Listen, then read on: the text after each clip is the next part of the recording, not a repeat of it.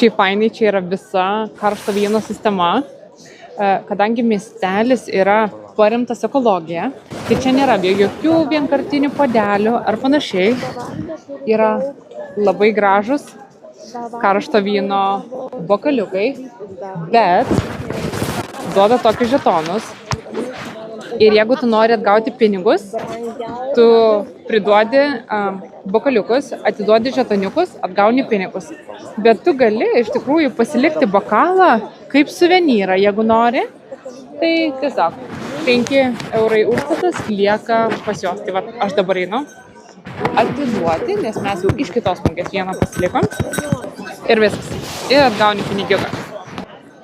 Bet man čia taip cool. Tikrai yra toks tikras kalėdinis vaibas. Kad ir kaip to žodžio norėčiau užsižadėti, bet kas su šuniukais, kas su vaikiukais, visi su karštu vynu.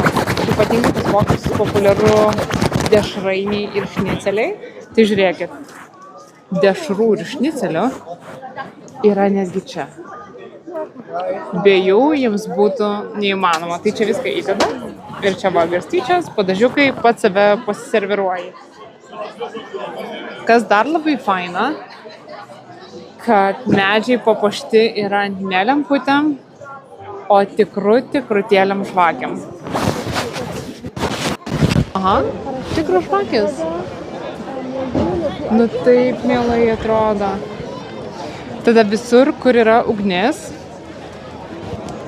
šalia yra padėtos ir malkos. Ir kai ugnis jau mąžta, ateini, pasiemi malkelę iš čia ir pasikūreni.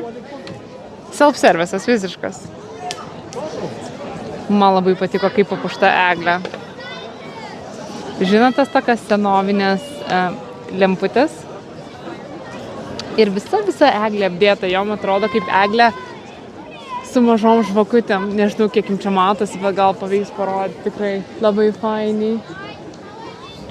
Ir čia yra visas, nu tikrai toksai žiemos pasakų miestelis. Nerealu. Gal vienintelis prastas dalykas, kad kaip turistui čia tikrai nėra ką galėtum nusipirkti, kokią knygučių gražių būna ir taip toliau, bet viskas yra vokiška. Tai dar su anglų kalba jie nelabai nori draugauti.